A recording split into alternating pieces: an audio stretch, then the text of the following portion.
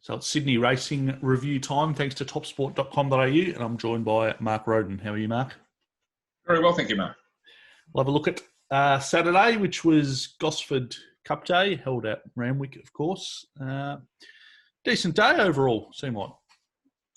It was a good winning day for me between Randwick and Newcastle. It wasn't a bad day's racing. There were a couple of very impressive performances, not least of which was Masked Crusader, of course. One of the easiest things you'll ever see on a Saturday metro race. It was just totally arrogant.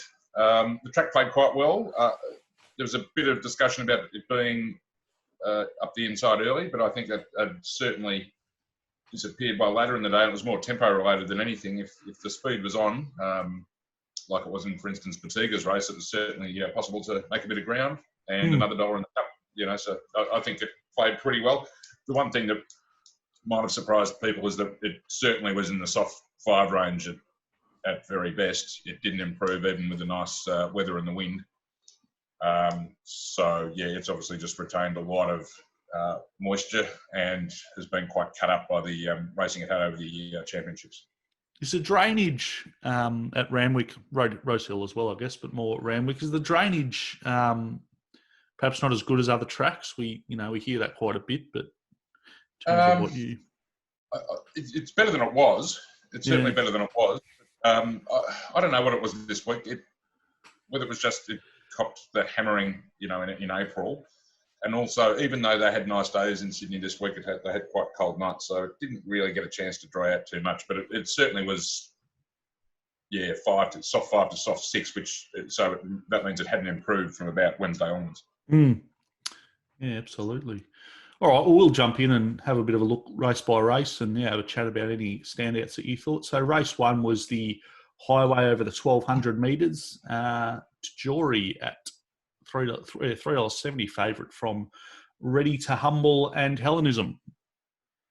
Yeah, pretty run-of-the-mill highway, this one. A few of them, like Hellenism, Luna Mia, Zadoro, have run in a few of these now. Tajori, coming from a first up win at Canberra, got to the front. Really, he was able to dictate terms. They haven't gone that hard here for a 1,200 metre race. Looked under pressure from the Matt Dunn horse at the 300, but kicked back and got the money. Not a great deal to say about these. The winner was well backed. I suppose because that was only her 4th start, so she's probably the horse in the race with some upside, but they're not an outstanding bunch in my opinion. No worries. All right, we'll move straight on to race 2, which was the Central Coast Mariners 2-year-old handicap over 1,200. Yes. Peltzer, the winner here at $11 from Overlord and Eliza Beadle. Where did you have Peltzer marked? I didn't actually price the race. I was going to, but they were a pretty even bunch, I thought, pre-race. And then the first starter equation muddied the waters as well. So I've decided not to actually price it and I stayed out. But it's interesting. To the eye, they didn't look anything special, but they've actually run pretty good time. They've run faster time than Schnitz in the listed race later on. So, right. This thing, well, it didn't look anything special in its debut when it Kembla Peltzer, but it's run time today and it's won by a bit of a margin, a length and 3/4. So there might be something to this form. I'm not sure. Overlord made a lot of ground, just had a pretty saloon passage through up the inside, but he's closed off well. And Eliza Beale, probably the winner at the top of the straight, but couldn't finish off. The winners just kicked too well, and it's actually rated really well. So I'm not quite sure what to do with it. But on figures, the figures are telling me it's actually a pretty good race. So certainly a race to keep an eye on anyway. Yeah. Okay, no worries. Race 3 was benchmark 78 over the 1,100. Blazing Miss, pretty convincing. $12 winner from Longbottom and Malia Magic. You backed Free Hearted, which ran 4th. I did. On the Friday, I had Lashes and Adelong well clear of the rest of them, and was happy to back Lashes against Adelong, and then they scratched both of them on Saturday morning, just totally changed the race. Had a small bet on Free Hearted first up, who ran okay. Blazing Misses, I actually backed Blazing Miss first up at Canterbury, and she got caught 3 wide that day. It was a forgive run, but she really didn't look either this preparation or last to be going like a Saturday winner. Certainly not one that's going to win by 2 lengths and run reasonable time like it has. So it's actually gone right, found right its very best form on Saturday. Don't know if Flashes would have beaten it. It might have, but it was caught 3 wide for the first half of the race too, and then just pressed on, and really no excuse at all for the beaten brigade that I could see here. It's free race, and on paper, especially with the 2 favourite scratch, it looked a very ordinary race, a midweek sort of race really, but the winner's rated well at least, so there might be some substance to her. We'll see. No worries. Race 4 was another benchmark 78 for 3 and 4 year olds over 1400. Soldier of Love for Bjorn Baker at $8 from Celestial Falls and Miss Einstein. Yeah, real mess this race. I wanted to oppose True Detective, and again the scratching's got me. So I was thinking of backing Subpoenaed and Miss Einstein. I stayed out, and I'm really glad I did, because that would have been just awful to watch. They probably should have run 1-2. Subpoenaed sort of was. I thought it had been ridden really well by Robbie Dolan. It rode it positively, put it up either box seat or 3 back the fence. It might have been, I think, something frosted mid-race, and it ended up 3 back the fence. But he was, much closer in the run than she normally is, and then just couldn't. The leader, Surreal Step, just stopped right in front of it, and that was the end of its chances. Got absolutely poleaxed. Then Miss Einstein was actually going to be in the finish, and the second horse, Celestial Falls, ran out and cleaned it up as well. So it would have been just awful. Fair bit of action in the straight. Oh, it was chaos. It was absolute chaos. The winner's rated all right, sort of, but there's certainly excuses for Subpoenaed and Miss Einstein, obviously. Second horse, the interesting one, Celestial Falls. Looked the winner and lay out late and caused a bit of havoc, but she had been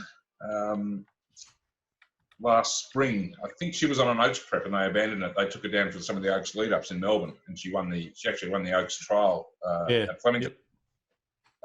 Second up last time. So she's come back rating about what she did first up last time. So she could be in for a good prep as the distances get longer. Although I wasn't worried about that laying out close to the line. That's not a trait I like to see, but she's only had a few starts. There's a little bit of talk that a fair bit of the, all the interference and that was a result of, jockeys trying to get to the better ground. Do you think that was the case, or it was just the way it panned out? I think it might have something to do with it, because the key factor was Surreal Step just stopping so abruptly. But Dolan on Subpoenaed tried to get off its back and couldn't, and then tried to go back to the fence. But by that stage, I think it was Oxford Tycoon had crossed back to the rails and was looking for that best ground run. Not that there was anywhere to go. So, you end up with about 4 horses in the space where there should have been about 2. And, lucky it wasn't worse, to be honest. Yeah, absolutely. Look, I know what you're saying about all trying to get to the rails. Yes, they were trying to, but I think they were probably overplaying the effect of that bias.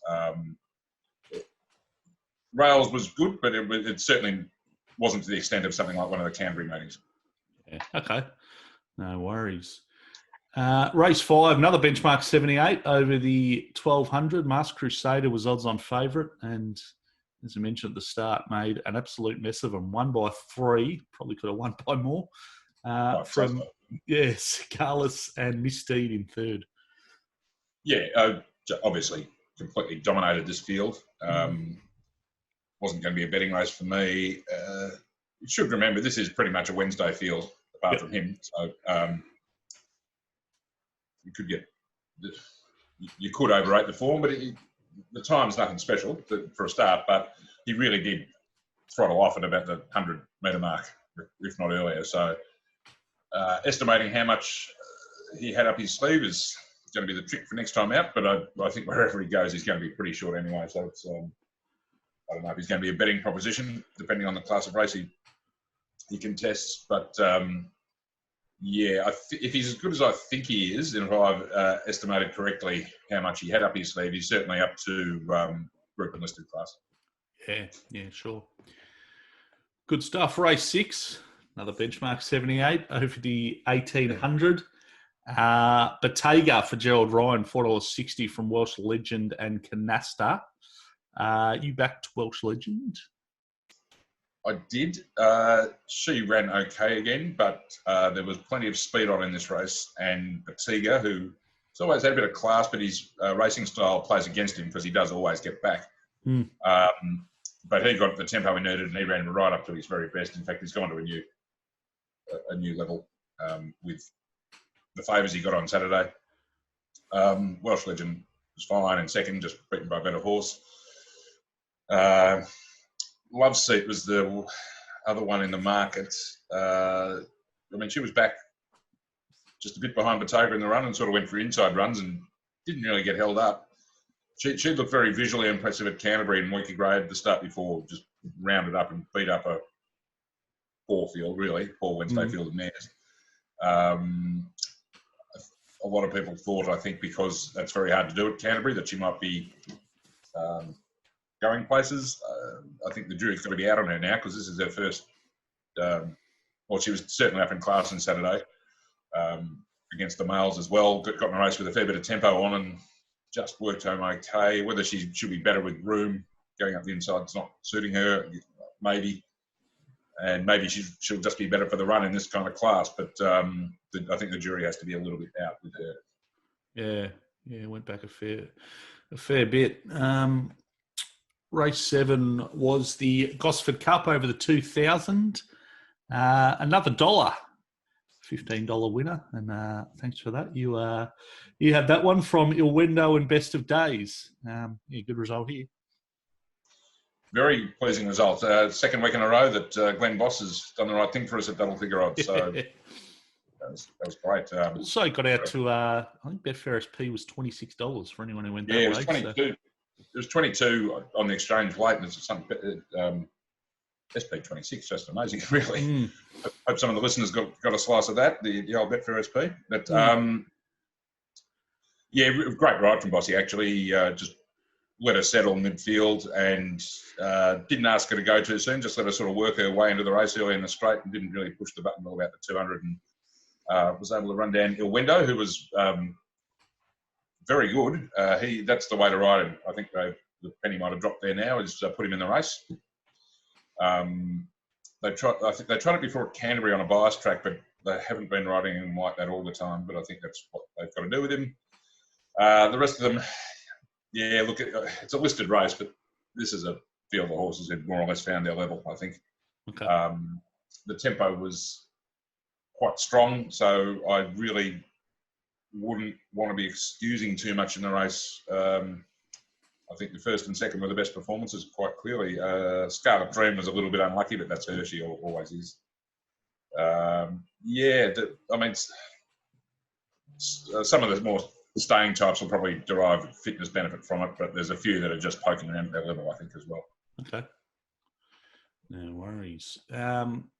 Race 8 was the sprint, the takeover target.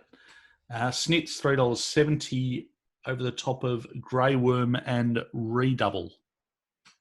Yeah, this was an interesting race because it appeared to the eye that Murillo was really humming along out in front and Snitz was chasing him and that something might be able to run them down. But if you look at the splits, they were only going even, really. So I think this is a case where Tim Clark summed it up really well, got his horse into the right spot, and the others have overplayed their hands a bit and hoped rather than knew that it was going to come back to them. They certainly made up ground on him, but the bird had flown. So I think all honours with T. Clark here. I could have had him shorter than it is. You can see here I assessed him 640. I thought his performance was about as good as Grey Worm's on the same day when they both last ran. And of course, Schnitz had the big weight pull on Grey Worm today as well. I was just worried that was Schnitz's first up run, and quite often horses can come off those sort of peaks second up. So I was just a little bit up in the air with him. As it turned out, I did no harm in the race. I didn't bet, but Schnitz was very well supported, and in retrospect, it's easy to see why. That first up performance was very good, and add to that what looked like a good nap, aided by a very good ride, and he got the money. No worries. And the last of the day was the benchmark 88 over the mile. Grand Piano got into $2.45 on the SP and got the chocolates from Dealmaker and Purple Sector. Purple Sector you backed. Mm. You also had a small bet on Nauticus, I think. Yes, for the last time. I think I'm cured Nauticus. I sort of fell into his breeding by done deal out of Miss Finland and thought, well, maybe the 1600 is what he's been looking for. And he gave him a very nice run up in the box seat and down nothing. So, Okay. yeah, I think I'm cured of him. Purple Sector ran really well up on the pace and kept kicking, just down to slightly better. Yeah, a few usual suspects here. Grand Piano's a good horse and, can probably be competitive he'll be competitive in this kind of race from now on. Maybe get up to listed level with the weight crop, something like that. I'm not sure they want to do with him. There's a few, deal maker teased yet again. That's him. Ran right up to his best, got back, ran on. That's him. Mm-hmm. Top Prospect was a bit stiff actually at 40-1. It's certainly run better than its price. Whether it's going to back that up, it ran well on the Kenzo first up and hadn't shown a great deal since. But yeah, it was much better running fourth on Saturday and arguably should have finished closer. Okay. But yeah, there are quite a few of these races, pretty stock standard benchmark winter fields. No drama. So pretty good day all up. And yeah, you also backed She's So Savvy. You backed it. Yeah, She's So Savvy at Newcastle, which had a win as well. Yes, I was a bit annoyed they all the corporates, which the official price is derived from, turned her off from $8.50 into $7 about 3 minutes before the first fluctuation went out. So that cost us a little bit there too, but still paid $7.30 on best hope. And yeah, it was a really good win. Second horse was arguably a bit unlucky. Well, it was a bit unlucky, but Andrew Gibbons rode ours like a complete certainty. Just dropped it off and took off 100 wide and let her work her way through her gears and get over them. So I think she's got a little bit of staying promise. Probably the only horse in that field that could win in town. Good stuff. All right, how's this week look for you? Touch quieter than last week. There's no Tuesday meeting, which is been pretty common of late. But no Tuesday this week. So we're back to Warwick Farm Wednesday, Wyong Friday. I'll be looking at the main races for Scone Cup Day, which is actually at Scone on Friday. And then we've got day 2 of the Scone Carnival Dark Jewel Day at Rosehill on Saturday, plus Kembla. No problem. So another transferred meeting to the Metro. Yes. The Saturday at Scone is at Rosehill. Good stuff. So a bit on this week, and a bit on Friday as well. So we'll catch up then, and have a bit of a chat about Saturday's meeting as well. Yep, no problem. We'll talk to you then. Good stuff. Cheers.